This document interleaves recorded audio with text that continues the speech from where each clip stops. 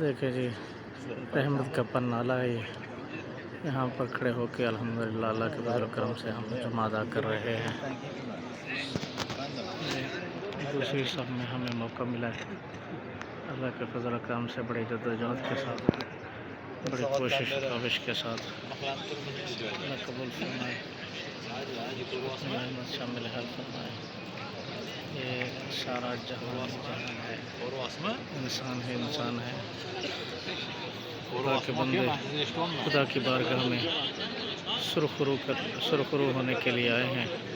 توبہ استغفار کر رہے ہیں، اسی کی حمد بیان ہو رہی ہے، اسی کی تسبیح بیان کی جا رہی ہے، اسی کی تعریف کی جا رہی ہے۔ وہ سب سے بڑا ہے، سب سے اعلیٰ ہے، سب سے افضل ہے، وہی خالق ہے، وہی رازق ہے، وہی مالک ہے، وہی جہان کو پالنے والا ہے، کائنات کا والی ہے، جہان کو اس نے سجایا ہے، اور ایسی زمین ایسا شان ایسا رتبہ عطا فرمایا ہے، دنیا کے کونے کونے سے لوگ یہاں پر عبادت کی غرض سے گناہوں سے معافی کی طلب کرنے کے لیے، استغفار قصد کے ساتھ کرنے کے لیے، اللہ کے ساتھ اپنے تعلق کو مضبوط بنانے کے لیے بارگاہ خداوندی میں حاضر ہو کر بہت ساری مشقتیں اٹھانے کے بعد اللہ کی بارگاہ میں توبہ کرنے کی درخواست پیش کرتے ہیں۔ مالک لم یزل ہر کسی کی کوشش و کاوش کو اپنی بارگاہ میں قبول اور منظور فرمائے۔ وہی کریم ہے، وہی رحیم ہے، اپنے بندوں پر رحم ضرور کرتا ہے۔ مولا ہم پر رحم فرما دے، جو اس لاکھوں ہجوم میں سے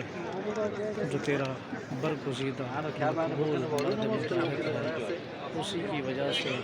ہم سب کی بے حساب مغفرت کا پروانہ ہمیں عطا فرما دے،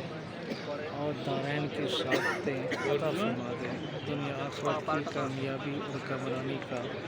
ہمیں بہترین مبارک پروانہ عطا فرما دے۔ اور یہ تیرا ہی گھر ہے، تو ہی سخی ہے، ہر کسی کے دروازے شام کو بند ہو جاتے ہیں تو کریم ذات ہے کہ تیرا صبح سویر دروازہ کھلا رہتا ہے، رات کے اندھیرے میں دروازہ کھلا رہتا ہے، دن کے اجالے میں تیرا دروازہ کھلا رہتا ہے۔ 24 گھنٹے جو بندہ تیری بارگاہ میں دعا طلب کرے تو دعاؤں کو قبول کرتا ہے، ماں کی محبت سے زیادہ تو محبت کرتا ہے، ماں کی دعاؤں سے تو زیادہ ان کی دعاؤں قبول فرماتا ہے، ماں کے معاف کرنے سے زیادہ بہترین انداز میں تو ہی معاف کرنے والا رب ہے، تو ہی رحیم و کریم رب ہے۔ کرم فرما دے، رحمت فرما دے، فضل فرما دے، گناہوں کی بخشش عطا فرما دے، توبہ استغفار کی ہماری کو قبول فرما دے، مولا رحم فرما دے، ہمارے صغیرہ کبیرہ گناہوں سے درگزر فرما دے۔